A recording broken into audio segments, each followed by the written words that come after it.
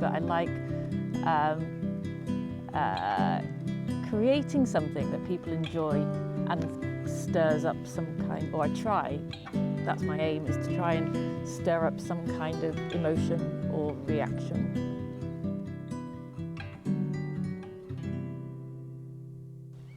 Hi and welcome to Paths and Outdoors. Today we're outside, hopefully the rain will stay off, and I am here with Ellie and Matt from Summit Fever Media. Guys, welcome. Thanks. Thank you very much. Welcome to the podcast. We met on a path a few months ago, and I proposed this, and I'm glad it's kind of come to fruition.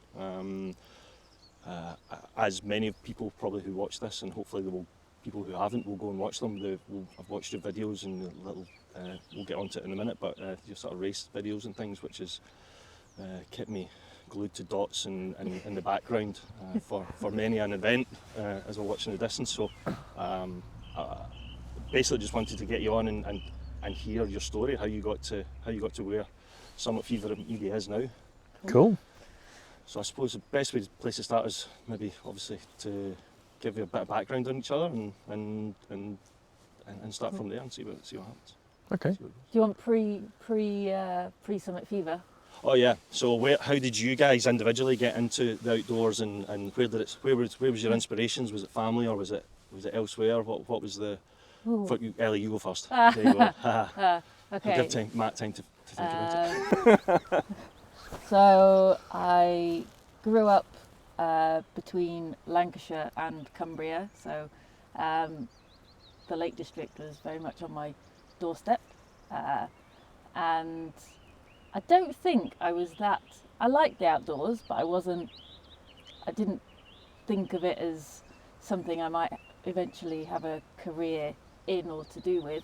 As a teenager I loved running, loved all kind of sports, but then I think, as maybe quite a lot of people do, I went off to uni and spent my 20s, or my early 20s anyway, living in London and not doing anything particularly outdoorsy, and then it kind of came full circle, I suppose, a little bit when I was made redundant from an office job, and I started work at Cotswolds Outdoors. Whereabouts? Holborn. Okay. In London. Right. I knew at that point, before I was made redundant, I knew that I wanted to get back outdoors. I wanted to leave the city, possibly move back to kind of where I grew up, and do something that I genuinely loved doing. So Cotswolds Outdoors seemed like the ideal starting place. And when you were in London and at uni, where was uni? Oh, Durham. Durham, okay. And was there any kind of outdoor activities or anything like that you gravitated towards, or was it just uni and maybe some socialising? Maybe more, sad to say, more socialising, but Sad. That's okay. I did do quite a lot of kind of cross country and fell races, right. But it was mainly socialising, I'm afraid. I don't think there's anything to be afraid about. That's all right. Is that not rite of passage, isn't it? And what about your family? Were they your parents? Both of them. We grew up walking most weekends. They were very active, still are.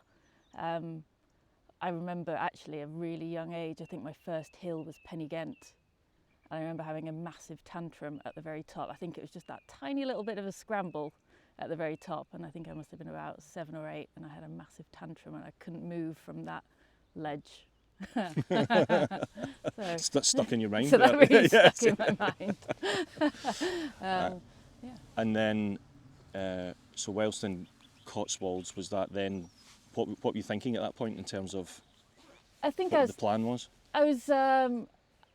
I knew I wanted to work in the outdoors, and I knew I wanted to do something creative, and I think I toyed with the idea of trying to get my ML. I'd started as a kind of when I was in London and desperate to be outside, I started climbing at the local climbing wall, just any kind of outdoor fix that I could get hold of in London. that was the idea.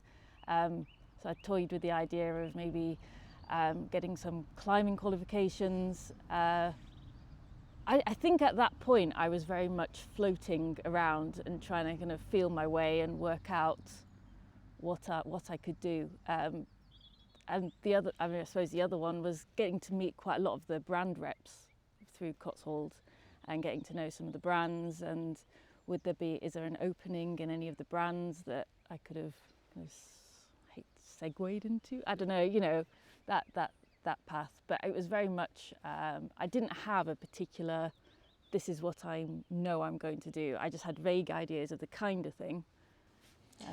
So you mentioned creative a Yes. moment ago, and were you creative prior, like to that thought process? Like what did you do at uni? Was that a creative type course? It was. I did ancient history at uni, so it was a bit. It was a bit of a random,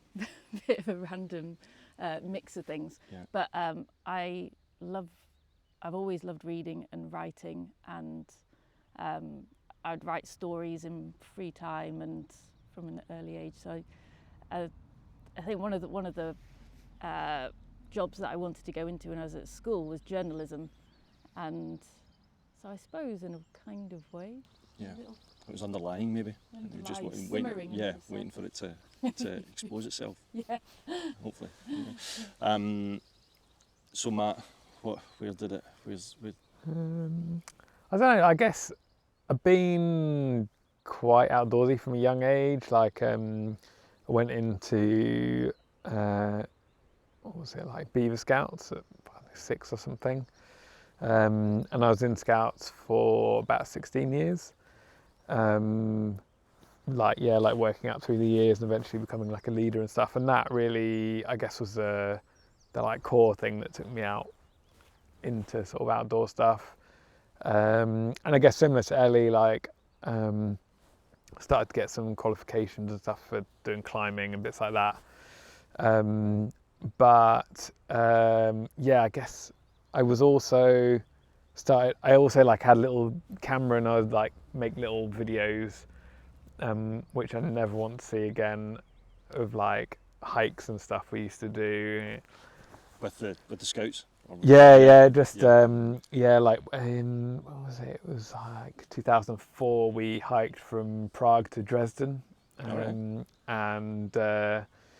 just 4 of us. It was like it was brilliant, or like really great trip. So if we dive deep into YouTube, will we find that video? Hopefully not that Many one. people now. Yeah, no. Right, okay. I think there might be one of a bike tour that I did after that with some friends at Scouts. That again, like when I look back, quite cringy. But yeah, like I used to make videos with my cousin. He's now an artist. So the kind of videography side, you've always had that. It's always been to hand, and you've always tried to do it. I don't know why. I genuinely have no idea why I became interested in it. Weirdly, over lockdown, we were doing some like sort of family history kind of research, and like my mum's great granddad was like a magic lantern painter, and his son was a magic lantern painter.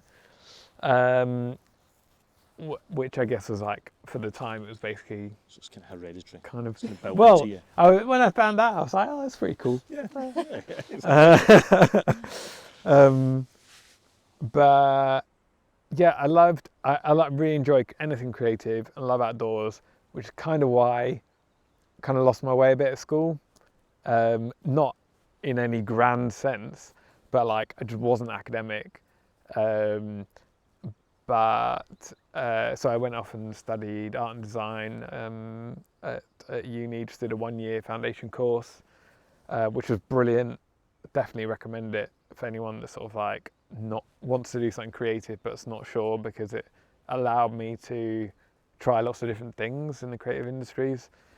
And even though like you might think, oh, okay, this term I'm studying like fashion or something, and I know everyone's thinking like, really? You didn't learn anything.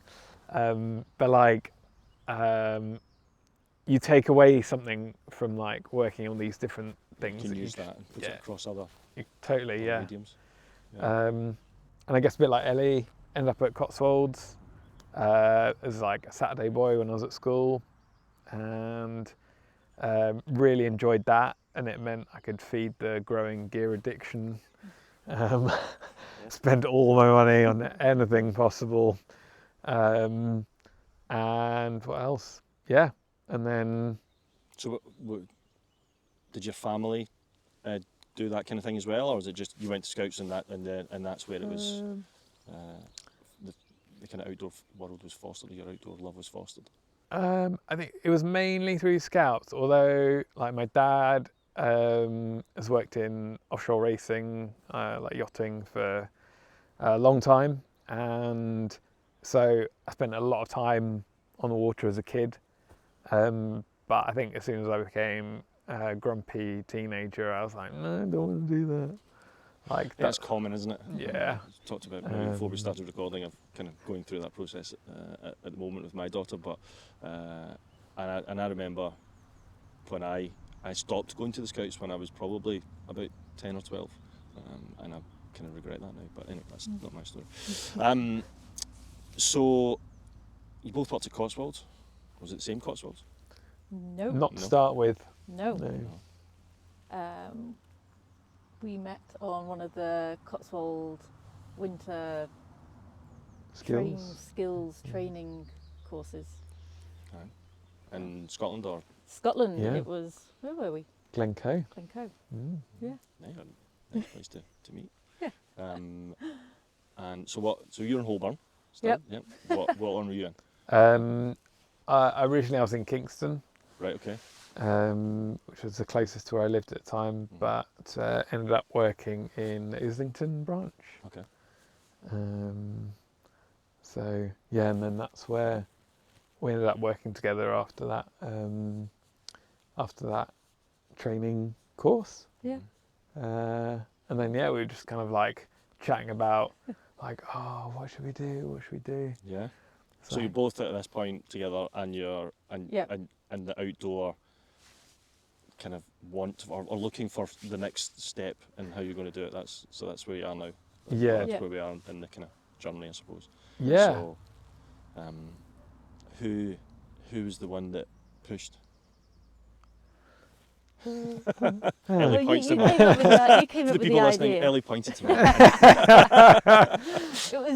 It was kind of I remember you said, well, so Matt still does loads of trail races, and had built up a good relationship with some of the race directors, and so the idea that I suppose you came up with and proposed was race photography. We're like, okay, let's give it a go. See what happens. How keen were you? Were you as keen as Matt? Yeah, I was. I was like, let's do it. Fine. All right, okay. I thought this was going to be. We had no, I suppose, responsibility, no ties to anywhere in the world, no kind of responsibilities. We didn't have a house or anything. We were just renting. There was nothing. Like worst case scenario, it goes wrong, and we just start again. Yeah. Back in Cotswolds. If they'd have us. So, still based down south in sort of London area at that time. And so, Ellie, you mentioned Matt you were doing races at that time. Were you sort of taking trail running? Were you getting into trail running at that point? Yeah, I rode at school, and part of the training was running. And sort of when I stopped rowing, I kept running, and in I think it was like 2009 was my first race, and just absolutely got totally addicted. So trail, so trail race, anything. Well, at the time I was running a lot around sort of like the south, I guess southeast, like on the South Downs, Centurion running kind of territory. Okay. And around London as well. Like sometimes I'd run to work, and stuff like that. I kind of, like, from time to time I do quite like urban running. It's like running through a forest, but all the trees are moving. Which Right. is, Okay. Yeah. Sort of reframe it. like But, obstacles yeah. and stuff. Which is Yeah. cool. No, it makes sense. And the races that you were when you were proposing this as doing kind of race photography, what races was it you were looking at? To be honest, any that we knew, like the one person that sticks out in my mind from racing memory is actually Matt Ward, because I think I met him at possibly at my first race. If it wasn't first, it was second race, and he was really we had a really good chat on the finish line, and just So Matt Ward, for people who don't know who Matt Ward is. well, Matt Ward, I'm sure a lot of people will have heard of him if you're into trail racing. Presenter at lots of different events. You'll see him at finish lines of everything from Skyline Scotland to the like Manchester Marathon, Cardiff. Busy man. He does a lot of running community stuff, yeah. So he was your in. He was, and like he knew loads of people. He was really friendly, and I was like, cool, like we should do more of this stuff. And so, yeah, who else? XNRG. Yeah. Neil Subron. He was really kind of instrumental, wasn't he? Yeah. He gave us work on all of his races, which was really kind, because we'd come from nowhere and we just appeared, and helped us out, and really guided sounds a bit cliche, but he really I don't know what's the word, kind of. I think he helped give us the opportunity to try and do more and I think he was worth stuff. to take he took a risk. We'd Do you come think? to we'd come to him with ideas, and he'd be like, yeah, right, go on then.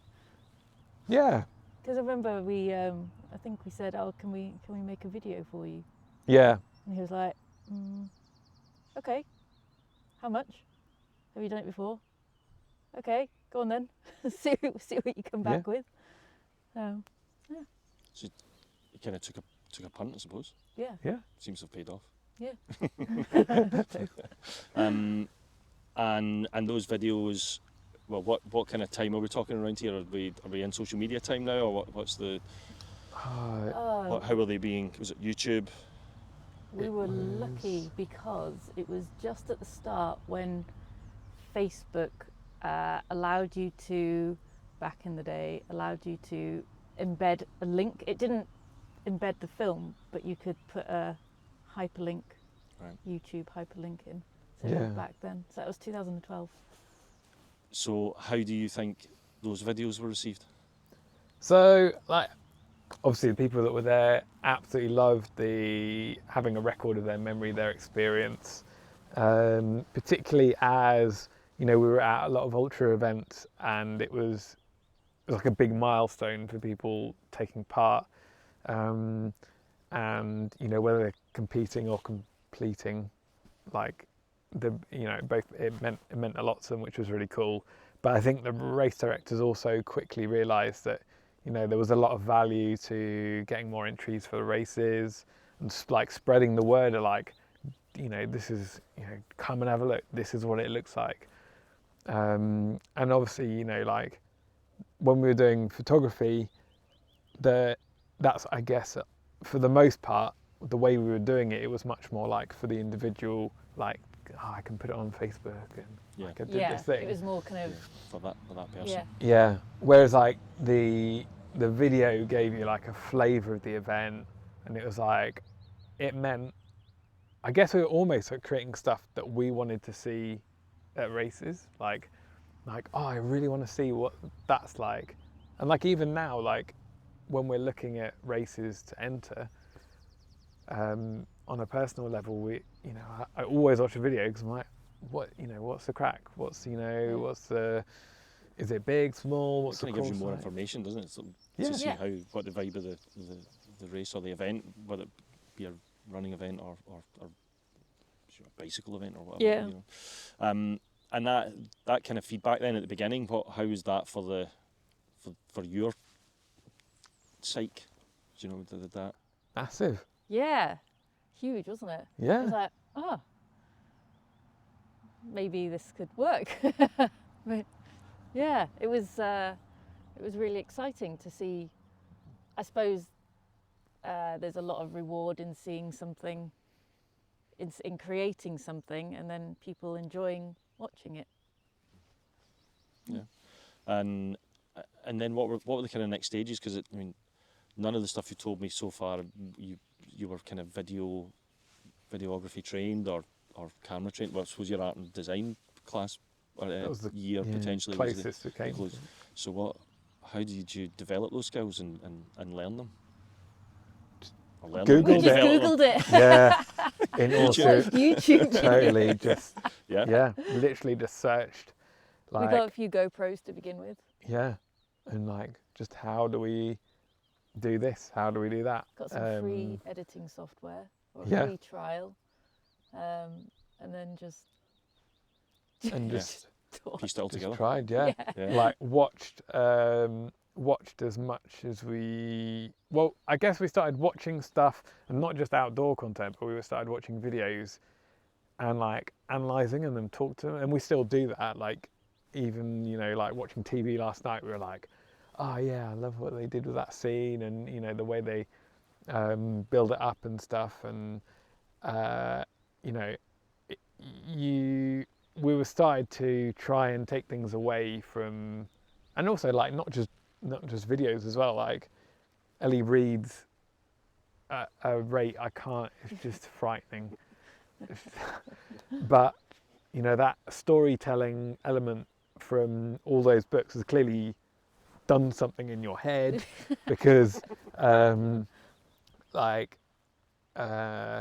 it's watching Ellie edit is quite incredible because it, like, even today we were editing stuff today, and I just see I'm like looking at this timeline, I'm like, yeah, that's cool, and he's like, no, put this there, this there, this there, this there, do this, cut this shorter, this, that, and I'm just like, I don't see that. So There yeah. you go. Yeah, and it's on video. Quality, Yes. and for anybody who's listening or watching, it's now started to rain quite a lot. I'm all right at the moment. Are you okay? Yeah, Cool, fine, cool. yeah. So, well, touching on the editing then, because I know, I have heard from other people who we talk to that you come off the hill with a stack of hard drives and memory cards and hand them to Ellie, and then Ellie does a thing. You are the editing whiz. I am told. I really enjoy it. I love I really get into this little zone, and it's like a bit like a puzzle or a jigsaw, and you're piecing it together. And I think I just love the story. I just like the story, and I think I like, without sounding again a bit too cheesy, but I like creating something that people enjoy and stirs up some kind, or I try, that's my aim, is to try and stir up some kind of emotion or reaction. And I also, I think of, like, when I read or when I watch a film or something, I do it almost as a form of escapism, or not always, but sometimes as a form of escapism, to take you somewhere else or to give you a new experience. And I like being able to, or trying to do that in editing. Yeah, fun. And how do you think that's changed over the years? And does it change, like, periodically? Does your focus change, or like obviously you were talking earlier about how you're watching other things that will. Yeah. So how does that change the influence of your editing? Quite a bit, quite a lot. I think I'm in a phase now where I like humour. I think there needs to be more humour around. I certainly went through a phase of, and deep in meaningful always has its place, and I certainly go through phases of being influenced and on kind of telling stories with people which are maybe more introspective, but I really enjoy the kind of people in having a laugh, having fun, especially outdoors on the hill. Yeah, comedy. Quite underrated maybe sometimes, I think. And has it always been that way? Well, obviously it's changed, but what was it before? I think maybe it was quite, I suppose, getting a bit deep and philosophical a little bit, but as you go through phases, like what's going on in your life at the time reflects what's the kind of the work that, or the edits maybe. Oh, sounds a bit grandiose, doesn't it? But so I think right now I'm quite kind of like upbeat and so your mood fun. influences your editing, yeah? Yeah. so I think there's definitely been periods where maybe things were maybe a little bit more unsettled, or I wasn't as confident or comfortable in that period of life, and definitely that influences the final kind of the mood of the edit or what you create. Yeah. Okay. Well, that probably kind of leads me on to, so as I warned you before we started recording, I've reached out to a couple of kind of mutual friends to sort of propose questions, and one's from Callum. He kindly poses this question: what is about people suffering, grinding, working at their physical limits that you pay and enjoy covering so much? That makes it sound really... Yeah, I think there's some experience there potentially. So you've worked on a couple of things. So, Longest Line, which is not long out, and it's showing it shows still, and has been received very well across. You've won some awards for it as well. So I know you've worked with him on other things. So he's obviously had some experience. He obviously likes to think this is something maybe he's been put through. I don't know. Maybe it's. Yeah, I guess. Well, for me, like, I think hardship. There's lots of elements to it. Like, part of it is when people are going through something that's really difficult, it's very difficult for them to then cover up what they're really thinking and feeling and experiencing. So what you're seeing is very like real and raw. I mean, I hate terms like that, but it's honest. It's very honest, and also I think, you know, there's definitely a level which is it's really, it feels like a privilege to be able to like capture a lot of these efforts of hardship, be it, you know, the Longest Line, crossing that, be it an FKT, or even be it telling a difficult story.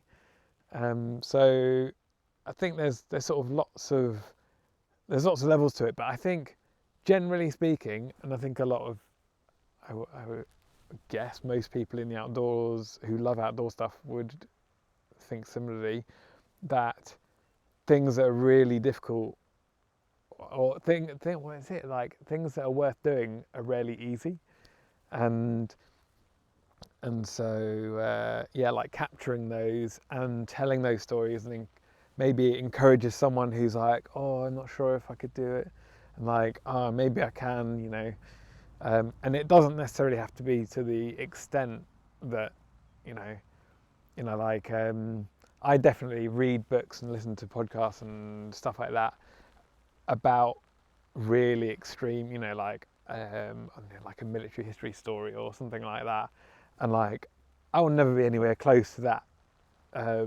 situation personally, but on the run that I'm doing while I'm listening to it, I'm like, oh, I've really got to pull my finger out here because, like, I've got no excuse. Like, so yeah. And Ellie, when you're editing that type of footage that's been picked, you've gone out and, well, using the sort of race events when people are sort of struggling and things like that.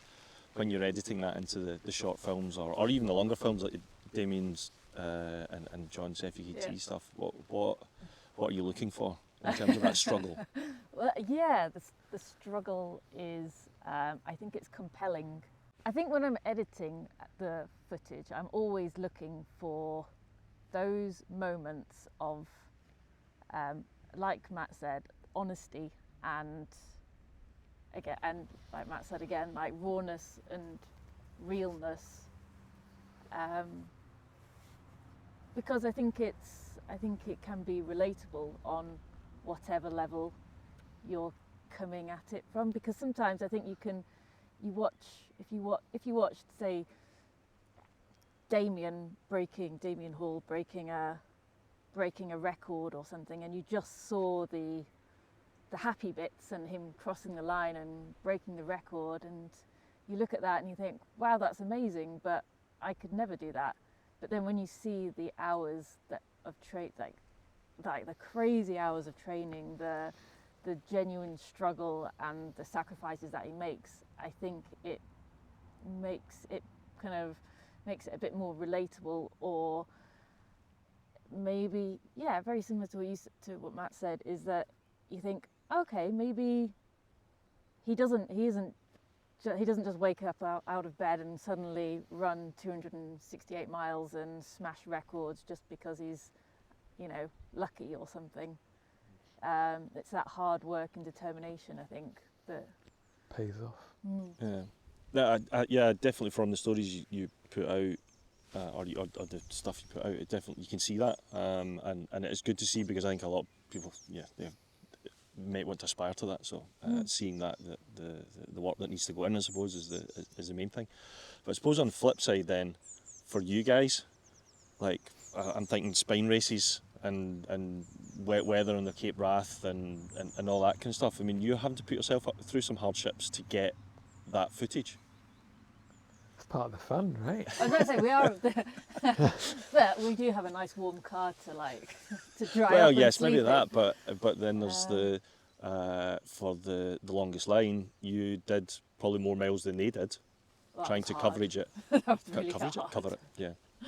Yeah, it presents its own challenges, which is definitely part of the fun. Like you're challenging yourself not only creatively and like trying to capture the story and thinking about, like as we're hiking along, chatting with Ellie and Johnny about like, Johnny was a photographer, like how we were going to tell the story, like what's the next important potential scene, where are we next going to see them, how are we going to portray what's in front of us. And then there's also the physical challenge of carrying all the kit to tell the story, but also carrying all the kit to eat, sleep, and do all the normal stuff. And like, you never want that challenge to be so great that it distracts from the creative challenge. But there's definitely a rewarding feeling, isn't there? Yeah, I think as much as we might moan or grouch when we're on a job and it's particularly hard or difficult, or it's raining like this, but yeah, I think I don't know, you get a huge sense of satisfaction when you get back home, you dry off, you clean your kit, and then you're like, oh, that was an adventure. That was really cool. I think is it the type 2? Type fun? 2, there we go, yeah. It's not at the time, but yeah. afterwards, and you go, actually, that was all right. That was fun. And what has been your best project, and what sticks in your mind as being one of your kind of favourite projects? Do you have one, or they might be different between you? I don't know. I think one of my favourite projects was, or maybe for loads of different reasons, was working on Untrailed for Sidetracked with Jenny Tuff and photographer director Kelvin Troutman. It was the first time we'd worked with Sidetracked, and we were really excited about that. First time we'd ever met Jenny Tuff, very excited about that. And also Kelvin, who's pretty world-renowned photographer, documentary filmmaker, and the pair of us had kind of at Cotswold, we were addicted to his films, and so the idea, all that combined into one job, was terrifying, daunting, really exciting, and nerve-wracking. And it was just, I think it felt like, I don't know, a bit of a, we learnt so much from Kelvin.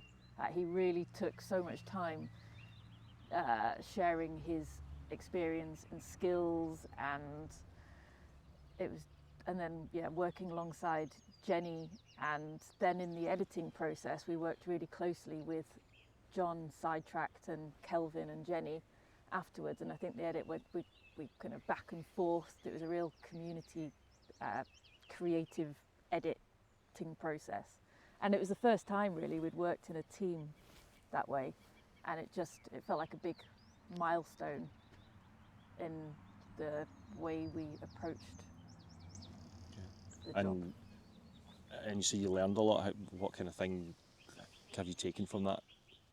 So one of Kelvin's mantras is story is king, and it doesn't matter what equipment you have or whether you've got the latest, I don't know, 10,000, 50,000 pound, 2,000, 500 pound, whatever equipment you've got.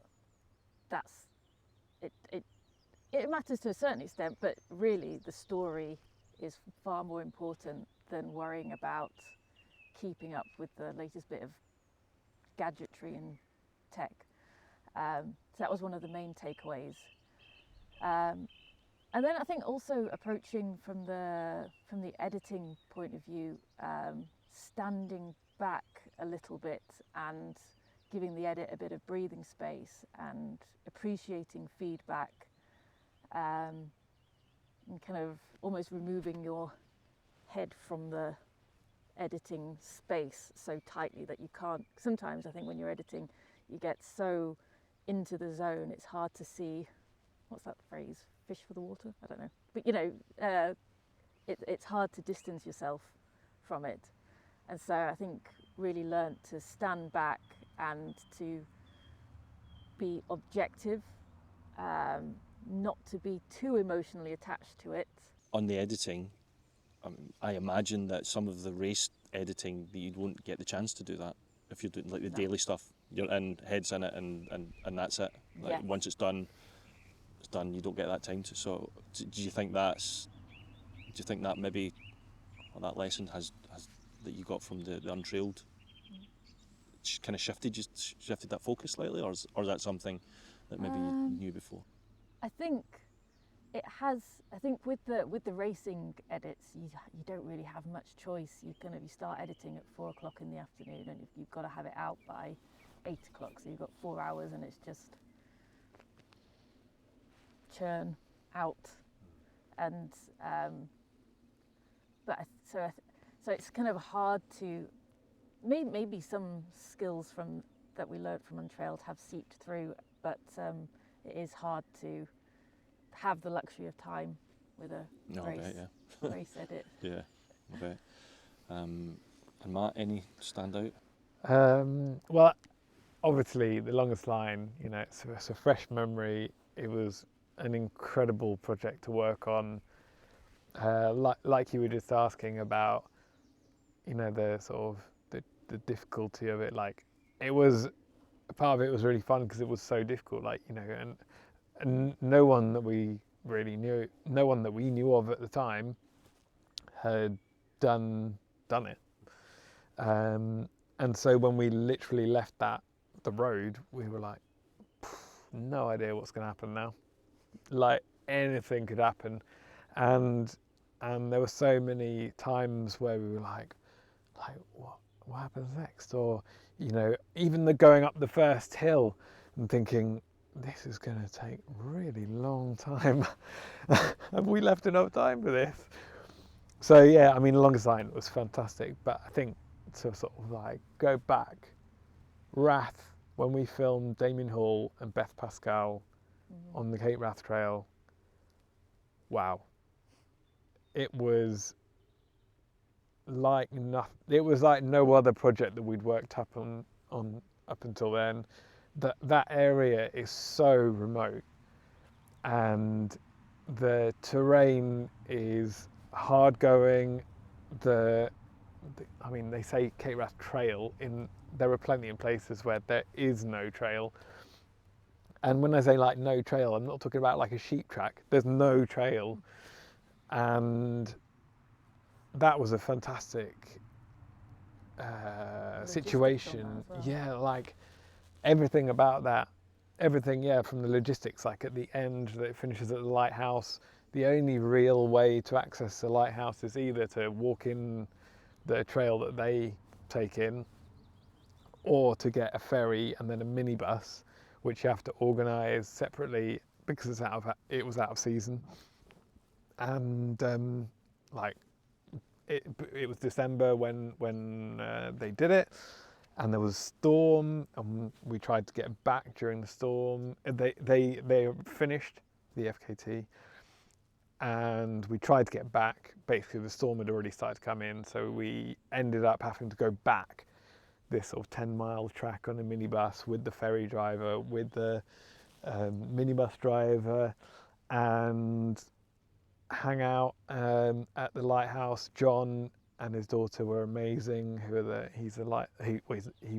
He did look after the lighthouse. He's now runs the sort of the hostel sort of setup he's got there, and the cafe, and they fed us and let us sleep on the floor of the cafe, and we just chatted into the early hours, and it was, yeah, that was phenomenal. You just couldn't make it up. Yeah, the experience must have been just all that other stuff. Not that obviously the event. That's not an event, is it? It's the FKT itself was a big event, but all that other stuff that adds to the story.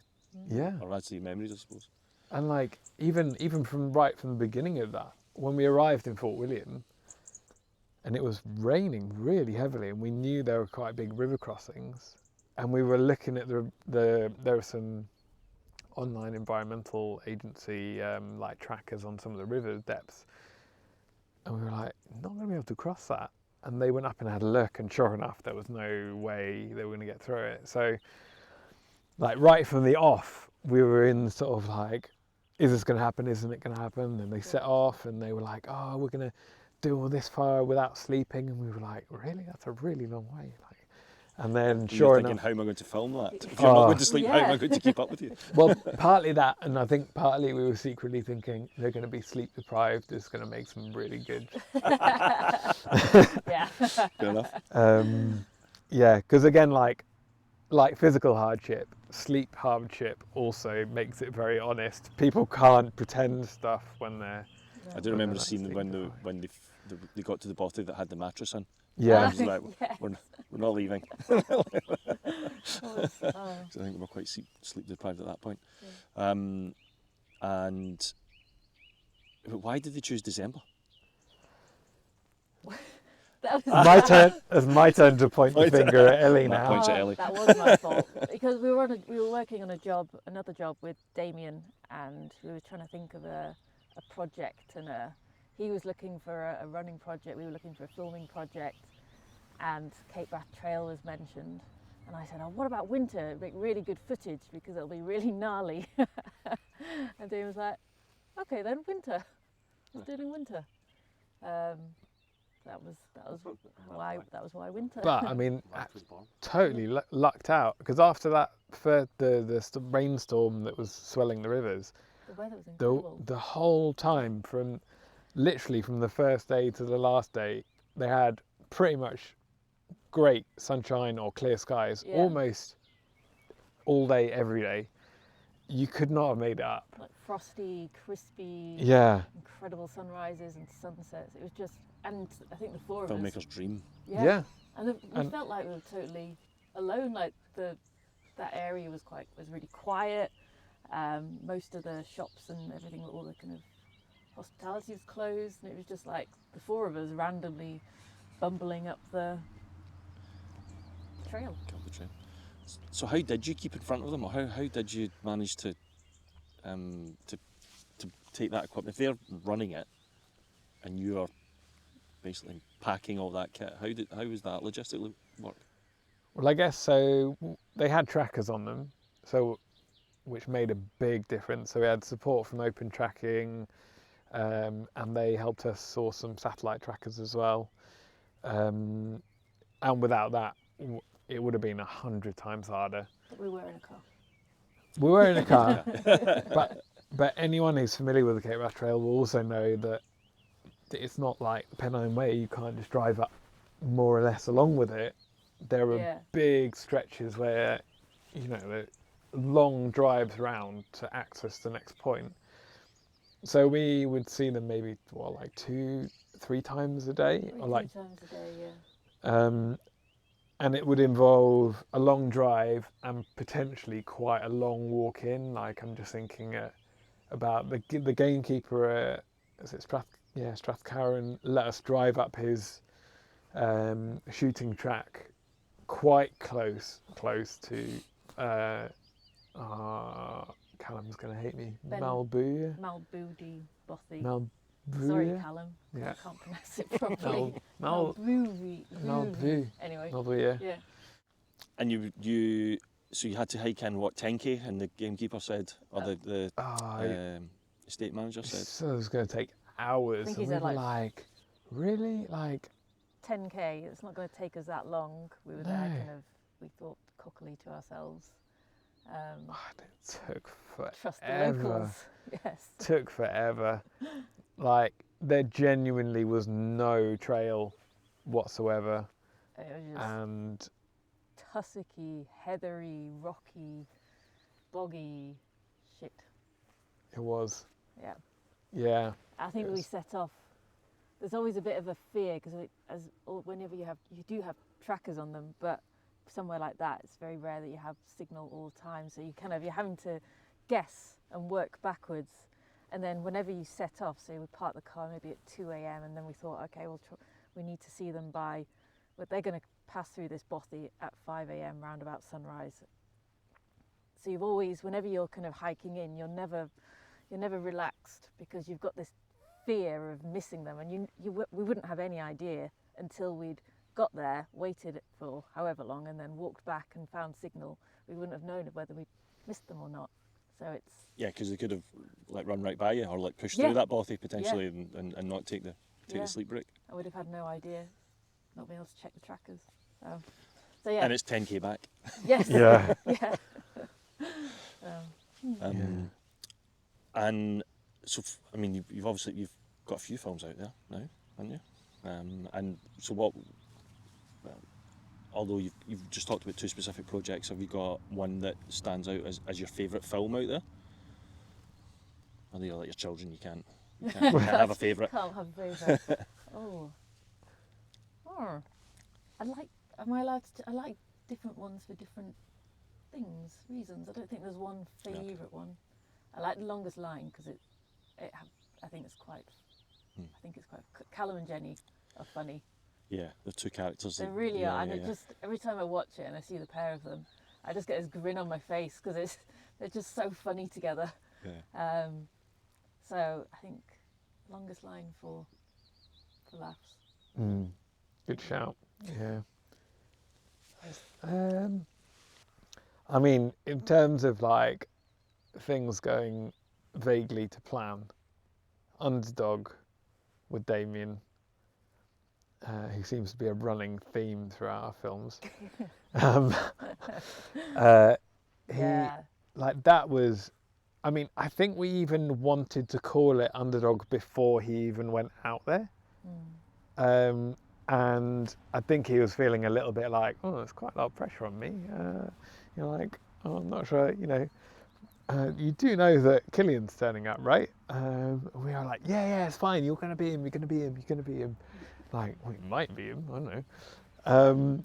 And yeah, like the storyline that we kind of sketched out originally. Obviously, it's documentary. Anything could happen, but like we'd sketched out. Storyboard. Plucky Brit, trains really hard, goes into a bog in his garden and all this kind of stuff. And then rocks up at this swanky European race with all these like fresh-faced young elite What are you saying about athletes. Damien? You're saying he's not fresh-faced and young. Well, I'll give him fresh-faced, maybe.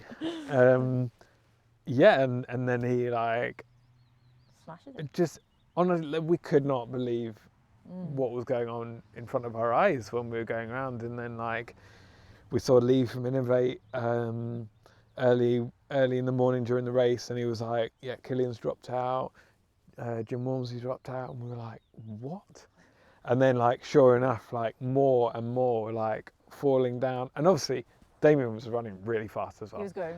This isn't just he a was like. kind of picking them off one by one, and we're like, okay, so he's in 14th, then whatever, and then suddenly it was like, oh my god, he's in 7th, and it was just wow, yeah, he's going to do this.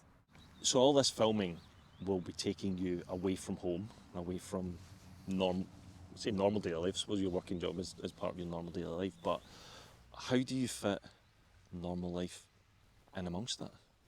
Or do you? Or is it just part of your life now? I think work-life balance is always a struggle, if I'm honest. It's really hard. It's hard.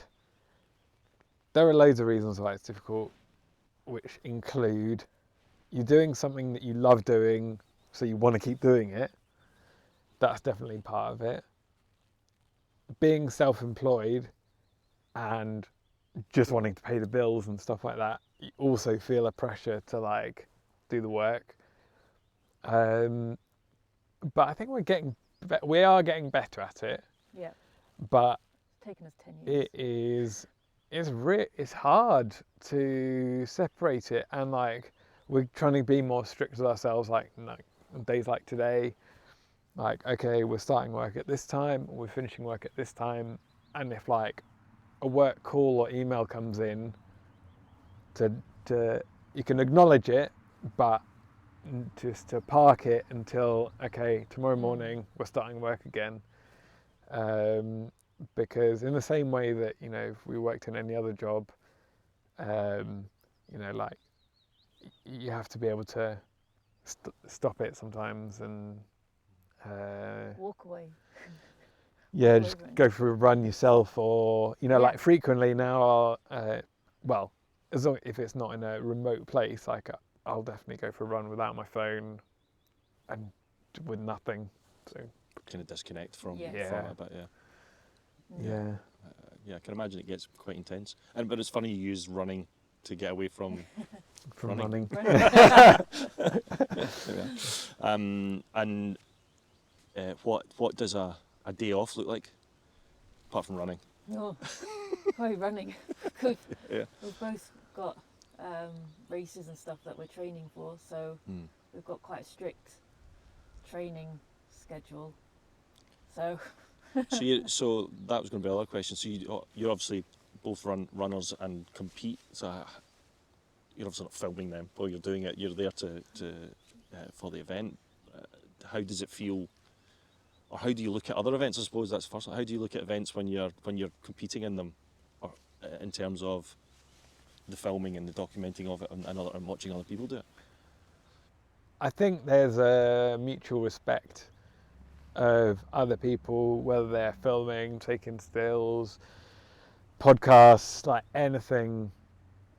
And to be honest, not even just the creative jobs, everyone down to the plumbers and electricians at events, you've got an understanding and respect for the hardship that there is to do that, and that they are every little job that every little person, be they staff or volunteers, is contributing to your experience there, and so it's pretty cool to see them. That kind of came across in the interview I did with Shane Orley, and he was talking about that and how everybody and I think Cape Wrath was probably the one that uses the examples, like having to move the logistics and everybody up there, and you guys captured that a couple of times in the films that you've done for them.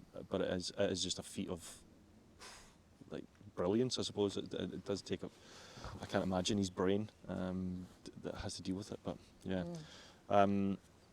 And so what events have you got coming up that you're doing yourself?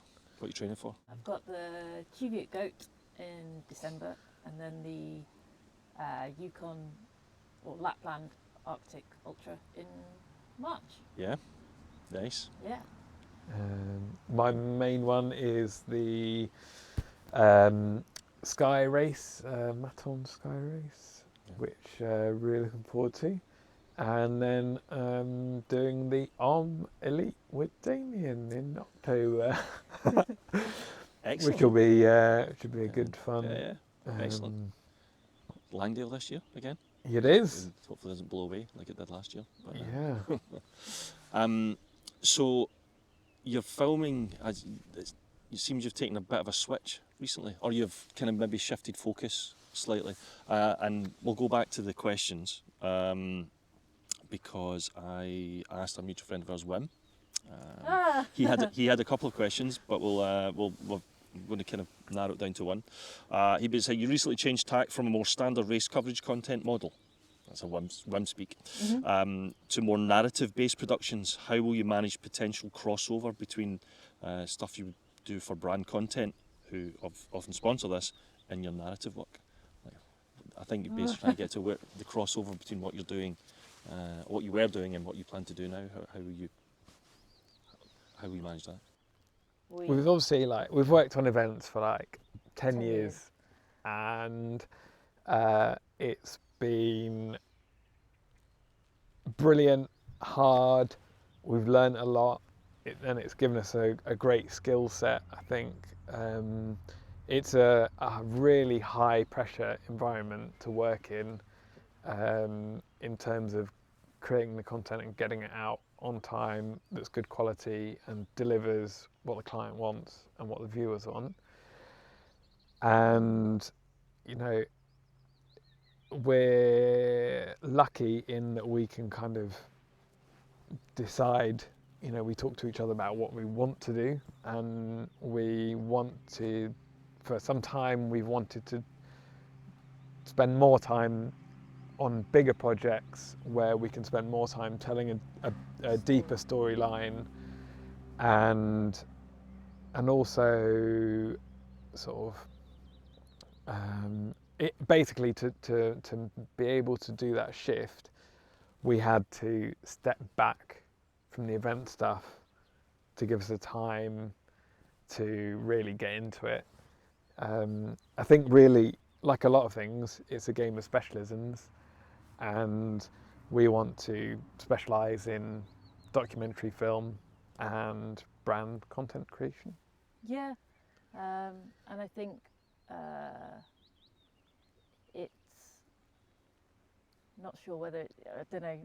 It's hard to sometimes talk about the business side of something when it's a creative industry, but from a business point of view, if we want to grow as a company, I think we needed to make the decision whether we were going to carry on doing events and grow a team focusing on events, because there's only so much two people can do, and only so many events you can cover. Or do you decide to develop a team in a different area? And I think for us, after 10 years of doing the events, and maybe last year was kind of case in point, because it was kind of post-COVID and there was just back-to-back events, and I think we got to October and just fell into a heap in the floor, and we were like, this isn't for us, it's not sustainable, and so started to make that shift. And I think the crossover, there is a crossover, because I think a lot of the race content is narrative based. It's just you're covering maybe a wider spectrum of storylines in a very short period of time, and this is just giving us the opportunity to tell similar stories but maybe go a bit deeper into one story. And I think we've made some, we've made some good friends from the events that cross over into the brands, which has been really helpful in kind of making that jump towards brand and kind of feature length documentaries. So you talked about teams there, and I know you've worked with you work with other people, Steve, and sort of many other people. Will that happen in your narrative-based stuff, as one puts it, as your storytelling? Yeah, Definitely. And I hope so, because it's I think working in a team is really good, good fun, and it's healthy environment, and I think we're lucky because there's two of us, but otherwise it can be quite I think a lot of self-employed people might be able to relate. It can be quite lonely or isolated, or you get very much, you spend a lot of time by yourself or together, or just us two together. So working as part of a bigger team, it's brilliant because you can bounce ideas off it. You see different perspectives, and you have fun. Yeah. So just talking about your team then, just you as a couple, how do you manage that and as a couple being so close? Ellie holds her hands up to just randomly. That must have its challenges. I think I can't imagine it's all sweetness and light, is it? Yeah, I mean, I would say most of the time it's 70%. pretty. What? 80%. Quite low. No, I think a lot of it. Well, not a lot. Sometimes people say to us, I could never work with my partner, I drive each other crazy. But genuinely, there is no one else I would rather do it with. And honestly, I'm not sure I would be doing it if I wasn't doing it with Ellie. And there's so many benefits. Like, we're able to talk honestly about anything in a way that we both know we're trying to get to the same. We have the same aims and the same, aspirations and everything. And so it's very easy. We don't, we still be like nice to each other when we're giving feedback on each other's edits. But there's definitely a level of brutal honesty that comes with. Yes. It's good. It's brilliant. It is. It's brilliant. Because also, I guess one of the reasons why I definitely wanted to become self-employed was I wanted to choose as far as possible what I'm doing with my time, and I want to spend time with my wife Ellie. Oh. Yeah, and that's recorded too. Sorry, you don't have to say any of that stuff. No. It's on the whole, it's good fun. It's on the whole. No, it is. I'm hoping I'm not causing some marital issues here. Apologies. No, it can be most of the time. It's brilliant. I mean, it's hard because I suppose with the whole. Why did you say most? Because you got the whole life-work balance bit. Because sometimes you can end up like your free time and your work time gets so kind of mingled and merged that you end up just talking. We have to actively not talk about work. Yeah. And say, right, no more work, no more talking about work. Yeah, I can imagine it's like even across dinner table type stuff. It's really easy. It's really easy to slip into it because your mind, in the back of your mind, there's always something like ticking away, like, oh, we could try this, or I've got this idea, or Ellie's favourite thing is just before she goes to sleep, I've got a great idea. Oh, did you see that email? Have you replied to that email? Oh my God, I forgot that.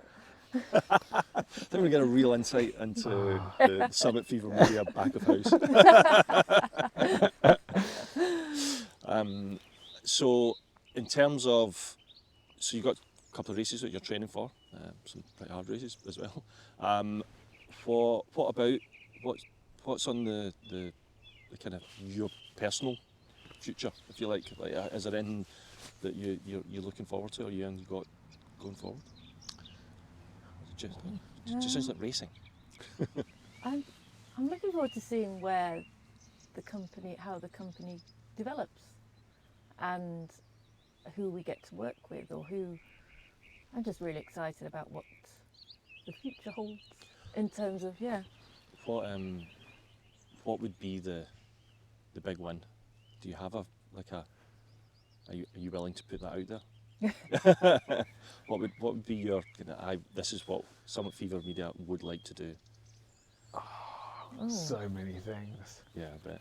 But you look to see what and by the way, I'm not at all kind of comparing us whatsoever, because they're miles off and all those various disclaimers, but you look at the likes of what Jimmy Chin achieved and you think that was mainstream media, Oscars, and I'm not saying, so I'm not like that's the whole kind of that side of things. That's not just because, what am I trying to say? But it makes it possible. It makes it possible, and Yeah. it's just like, that's incredible. What he's achieved is amazing. That kind of the scale of that film, Free Solo, was just immense. I think it's difficult to say. Like, I don't think there's a particular topic or person or story that I think of as like, oh yeah, that would be the most amazing thing. I'm really enjoying these narrative edits and projects that we've been working with, like with brands or with Sidetracked and all these kind of things. But I think for me, I really enjoy almost the flip side, seeing an audience enjoy it, and like going to Kennel Mountain Festival and sneaking in the back of the room and everyone's watching the film. You're like, oh my god, are they going to like it? Are they going to laugh? And it's always, it's a bit funny, like seeing them. They'll laugh at bits, and you're like, I don't remember that being a funny bit. You're laughing at the wrong bit. Yeah, or or people are shocked by other moments or whatever it is. But being able to give that viewing experience to as many people as possible, I'd really like that.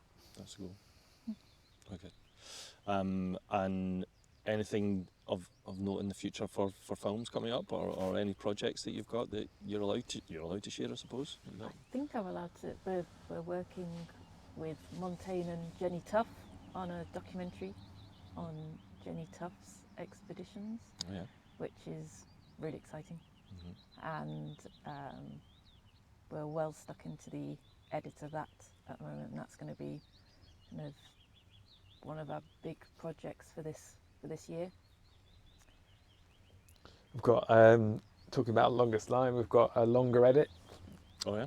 In process. A longer line. Yeah, the longer line. Is that the working title? The longest line. Like, there were so many bits. There were so many bits that we had to cut out to make the film festival length edit that we had to take out. So there's loads of bits that we want to put into this new edit. So really, really excited for that. And we're doing a 10-year documentary on the spine race. Yeah. Which will be. That'll be good, yeah. Yeah. You must have. I mean, how many years did you do the spine race? 7. Yeah.